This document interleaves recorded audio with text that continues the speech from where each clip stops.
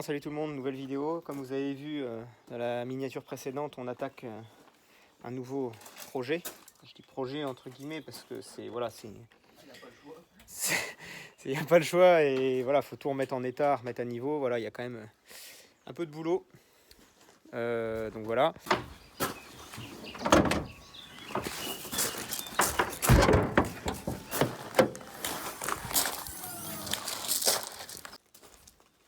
Donc certains l'auront vu sur Insta et l'auront vu sur la page YouTube.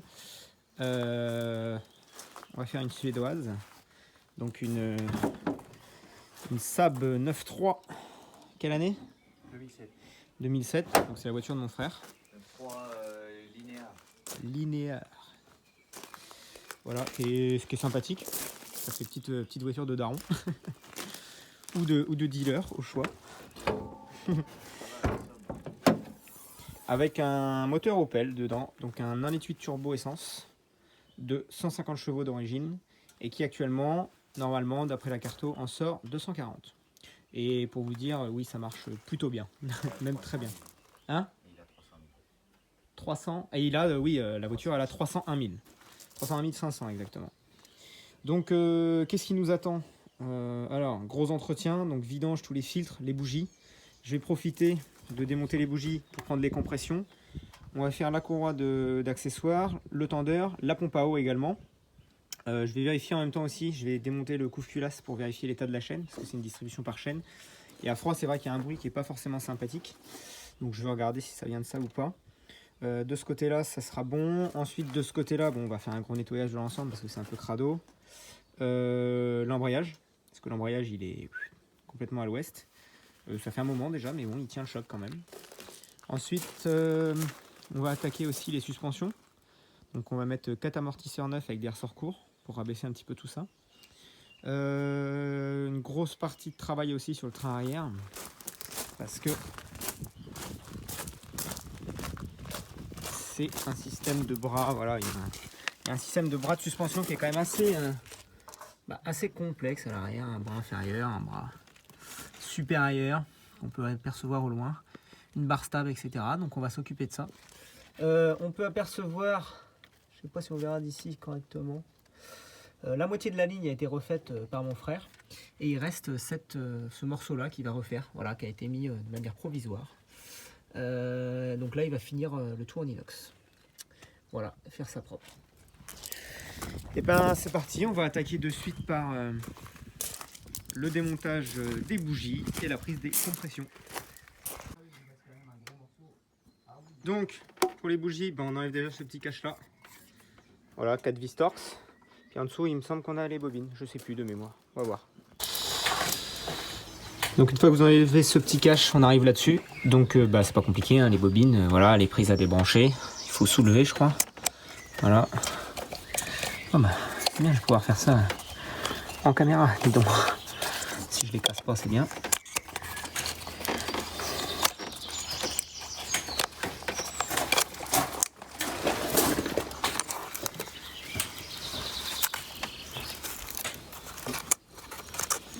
Allez, sérieux.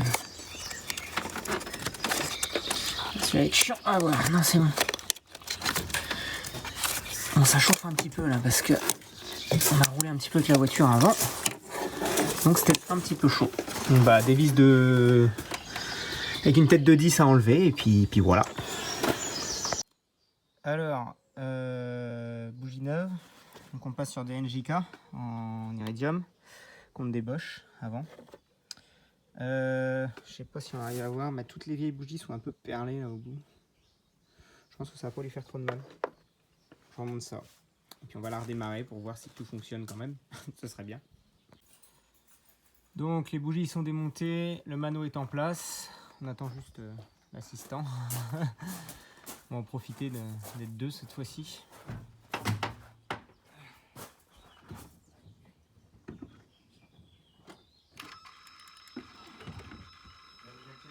Ouais.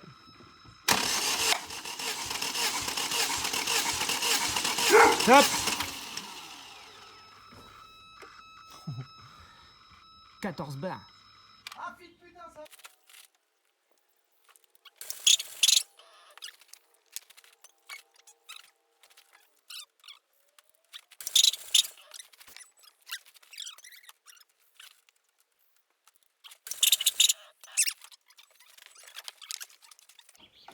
poste.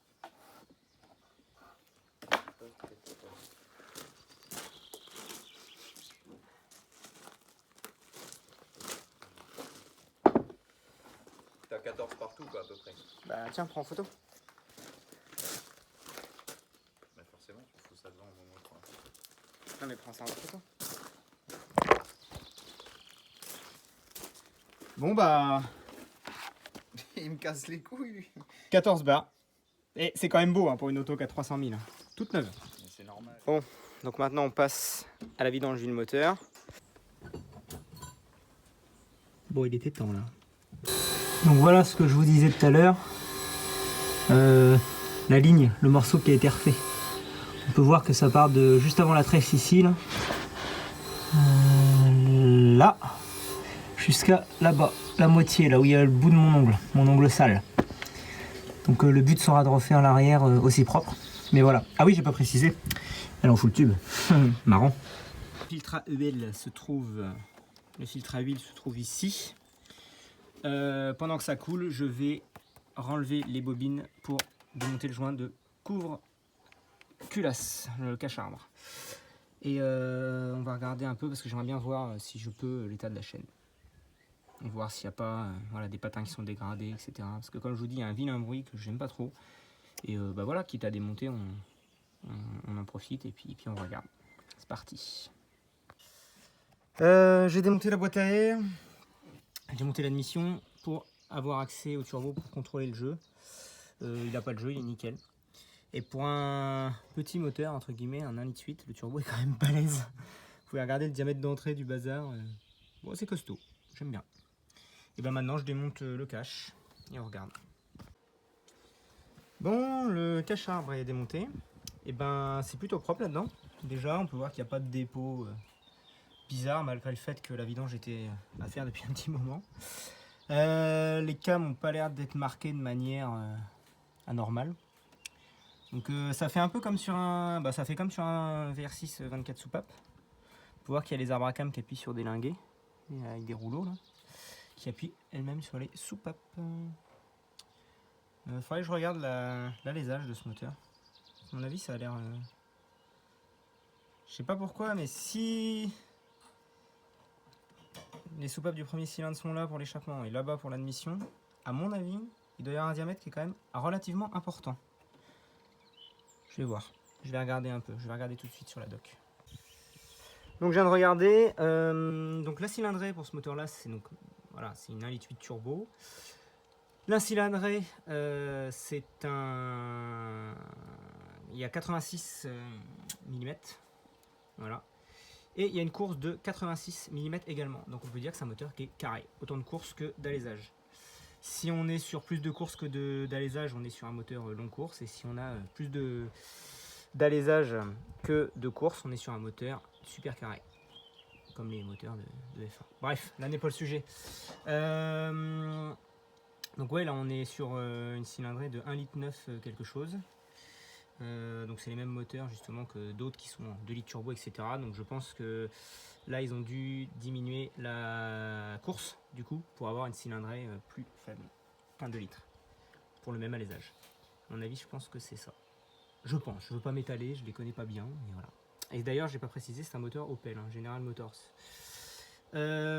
Côté chaîne, et ben écoutez, tout a l'air relativement propre. Les patins, surtout le tendeur là qui est dans le fond, de toute façon vous le verrez pas.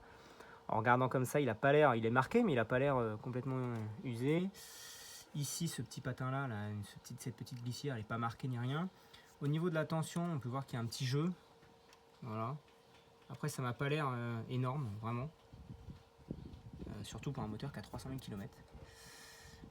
Donc pour l'instant, bah écoutez, ça va rester comme ça parce que c'est pas trop mal. Donc je vais faire un coup de plop sur le plan. 1, 2, 3, 4. Je vais faire un coup de propre sur le plan de joint. Je vais également nettoyer le cache-arbre qui est là-bas, histoire de le faire briller un petit peu. Puis on va pouvoir remonter ça. Petite vue d'ensemble du cache-arbre qui est tout terne. On va essayer de voir ce qu'on peut faire. Voilà le résultat après quelques heures de... Enfin quelques heures. Ouais, une bonne heure de frottage, etc. Alors il est un peu marqué encore, mais ce sera toujours bien mieux. Et j'ai pas de belle gomme de toute façon, donc je vais pas pouvoir le faire briller. Remontage. Petit nettoyage rapide de la baie de ce côté-là. C'est un peu plus propre. s'est remonté, je suis content, ça fait propre, ça fait un peu plus propre qu'avant, il n'y a plus l'oxydation qu'il y avait. Et ben voilà, il était temps, hein, voilà. Il est tout neuf quoi, le filtre à huile. Ouais, ça va pas lui faire de mal quand même à l'auto. Elle est pas rancunière hein, la bagnole. Hein. Parce que putain, ça marche. Filtre à air tout neuf en place. Alors l'ancien il était particulier, je sais pas pourquoi. Il y a une espèce de blindage métallique là. C'était un man filter apparemment. Bon alors, petit retour sur les bougies qu'on a changées parce que j'ai fait ça en plusieurs parties en fait. Là je suis au 2e jour d'entretien. On a remis les bougies qu'il y avait dessus en attendant d'en racheter d'autres. Tout simplement. Alors, pour quelle raison? Tout simplement parce que celles qui étaient montées dessus étaient des Bosch en indice 7 et là on a remonté des NGK en indice 6. Comme il y a une petite carto, le 6 ça reste des bougies qui sont quand même vachement trop chaudes pour ça. On les a fait rouler 20 minutes et puis en plus alors la voiture met des coupures et en plus on peut voir que les bougies ont déjà commencé à perler donc c'est qu'elles sont trop chaudes. Là on est en attente de recevoir d'autres bougies en NGK cette fois-ci en indice 7, ce qui devrait être mieux. Après on verra peut-être, alors certains sur les groupes SAP disent que le mieux c'est indice 7, les indices 8 risquent d'être trop froides et risquent de dégrader le ralenti. Faudrait quand même tenter le coup je pense parce que même en indice 7 on peut voir que les anciennes bougies perlent aussi légèrement donc c'est peut-être toujours un petit peu trop chaud. Bref, toujours est-il qu'on va remettre pour l'instant des indices 7 et on verra moi quand j'aurai des BKR 8 EIX en essayant en indice 8 pour voir. Je vous ai montré en photo aussi, enfin je vous mets la photo tout de suite de comparaison du filtre habitacle, enfin même s'il n'y a pas vraiment besoin. Voilà, ça parle de lui-même.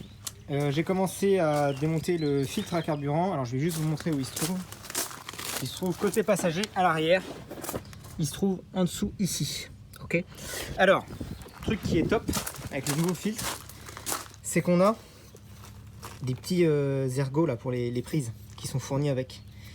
Et bah ça c'est top parce que du coup la dernière fois qu'on l'avait remplacé on avait un petit peu massacré celui-ci. Donc c'est plutôt cool franchement d'avoir ça. Donc je le remplace et puis on avance. Bon, maintenant je vais m'attaquer au rabaissement. Donc je vais d'abord faire dans un premier temps amortisseur et ressort arrière. Et après je ferai à l'avant. Donc voilà un petite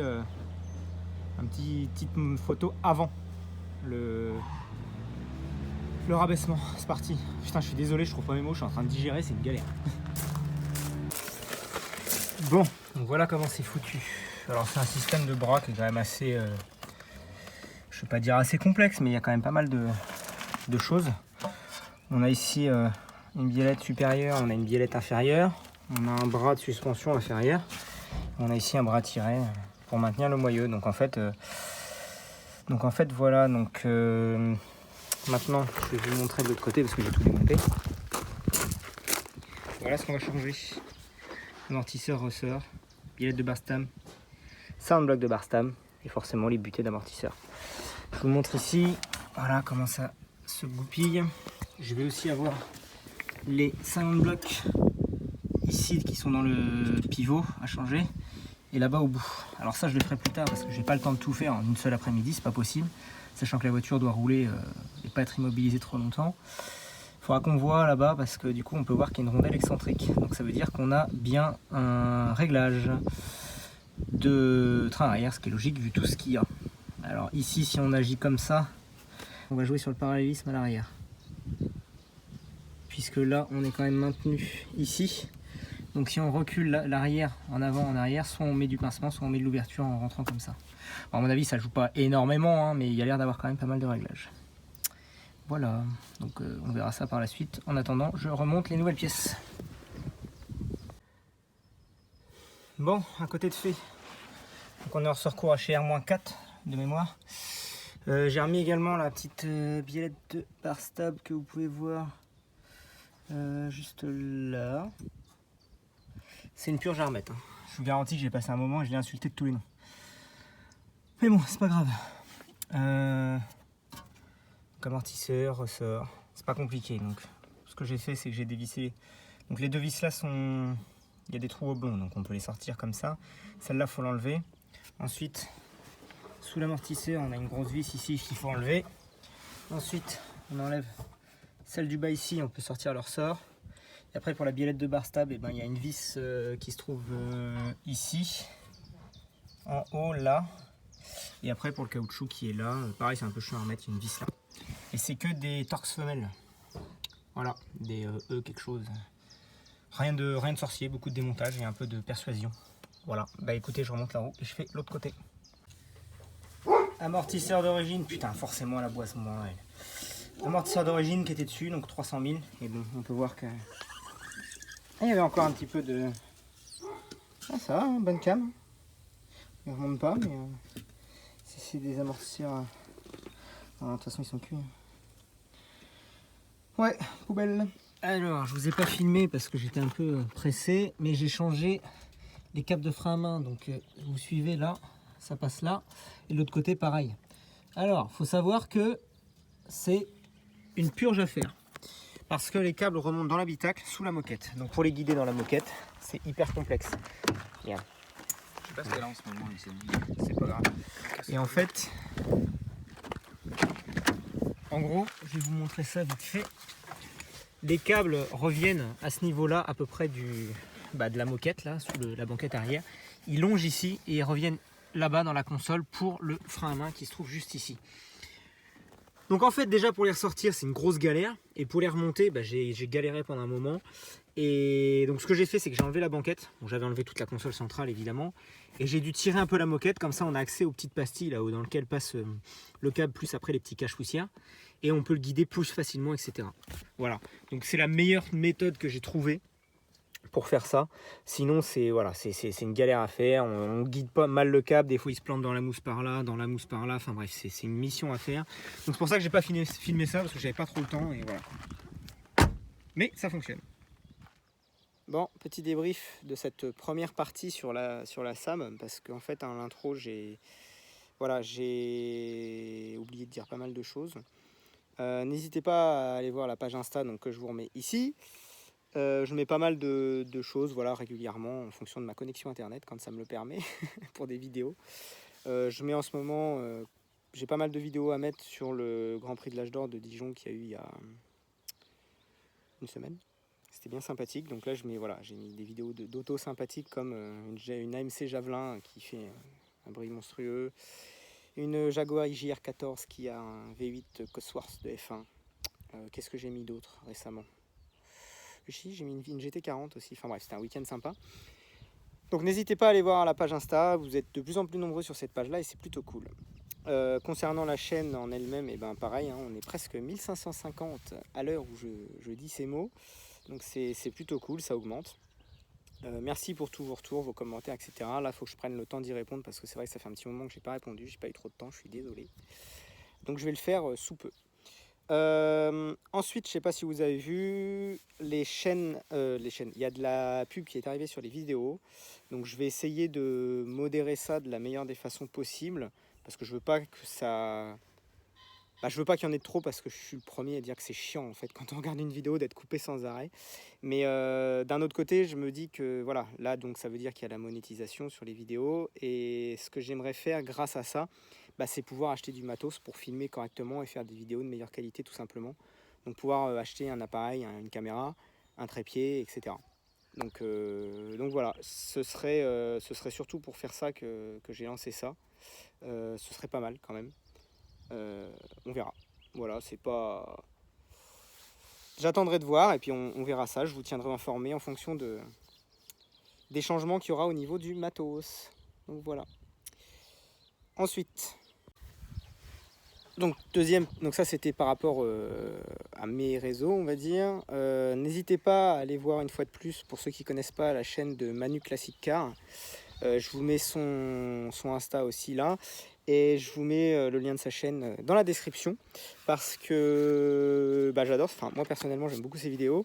Il fait énormément de tôlerie, de restauration de carrosserie, etc. Il fait de la mécanique aussi, mais c'est vrai qu'en tôlerie il touche bien, il gère bien son truc, c'est plutôt sympa. Et là il vient de repeindre entièrement sa Corrado 16S avec un petit KR comme moteur. Et franchement c'est top, c'est franchement top, allez le voir. Il a pas, je crois qu'il est dans les 600 abonnés pour l'instant de mémoire. 600 ou 800, je sais plus, mais il mérite plus, donc n'hésitez pas à aller voir. Ensuite, on va faire un petit retour sur comment dire, sur la sable, sur la première partie. Donc je vais être bref parce qu'il y aura une deuxième vidéo. Donc là j'ai fait que l'arrière au niveau du rabaissement, des suspensions, etc. Il va nous rester 2 petits sound blocks de chaque côté les sound blocks de bras inférieur de suspension. Donc il y en a un qui est dans le bras, ça va, mais il y en a un autre, c'est dans le pivot à l'arrière, donc ça va être chiant, sachant qu'il y a un réglage donc, de géométrie comme je l'ai expliqué. En plus, je voulais d'abord changer ce qui était biellette de bar stab et sound block de bar stab arrière, parce que pour moi les claquements ça venait de ça. Résultat, il n'y a plus de claquements. Voilà. On a fait un petit pari avec mon frère, il a perdu, bref, il me donne une bière. Bref. Comme je ne vous ai pas filmé, je viens de vous expliquer pour le frein à main, là c'était une vraie galère. Et aussi je voulais faire un retour sur les bougies, parce que donc là la voiture est cartographiée, comme je vous l'ai dit, à soi-disant 240 chevaux. Alors la carto est très bien faite, hein. Franchement la voiture marche super bien. Mais comme elle a été faite sur base d'une voiture qui n'est pas la nôtre, c'est on va dire un fichier générique, quoi. Donc voilà, l'idéal ce serait de faire une carto sur cette voiture là, ou même de la passer au banc pour savoir, ce qui est prévu d'ailleurs. Mais voilà, elle marche plutôt bien, et il faut savoir aussi qu'elle tourne 100% à l'éthanol. Donc voilà. Donc j'ai changé les bougies dans la vidéo, j'ai mis des indices thermiques 6, donc ce qui est relativement chaud, entre guillemets. À l'origine, dessus, depuis qu'on avait fait la carto, elle était en indice thermique 7 des Bosch. Et en fait, là, j'ai voulu changer les bougies. Et j'ai pas fait gaffe en recommandant, j'étais persuadé que c'était du 7 et en fait c'était du 6. Et résultat, avec un indice thermique de 6, donc qui est plus chaud que le 7 en NGK, alors le ralenti était beaucoup mieux, beaucoup plus rond. Mais par contre, elle mettait des grosses coupures à l'accélération, vraiment en pleine charge. Donc voilà, on est repassé sur des indices thermiques 7, donc c'est des BKR7EIX en iridium, et il n'y a plus de problème. Maintenant, je pense qu'il faudra qu'on teste aussi en indice 8, parce que, à mon avis, en indice 7, c'est juste au niveau de l'indice thermique. Alors, elle n'a plus de coupure, elle n'a plus de trou, mais par contre, les bougies ont quand même tendance à perler un petit peu. Donc, à voir au bout de combien de temps ça perle ou quoi, mais voilà. Je pense que ce serait bien de passer peut-être, pourquoi pas, sur du 8 vu la carte qu'il y a. Voilà, sur ce, je vais arrêter de parler parce que c'est pas ce qui est le plus intéressant. Mais je voulais vous faire un petit retour par rapport à ça parce que j'ai oublié de filmer pas mal de trucs. Et voilà, donc sur ce, je vous dis à bientôt donc pour la partie 2 sur cette caisse. N'hésitez pas à me dire si ça vous plaît. Suite du programme, ce sera suspension avant avec le rabaissement et surtout en même temps l'embrayage. Et ça, gros morceau. Non, ça va aller. Allez, à la prochaine.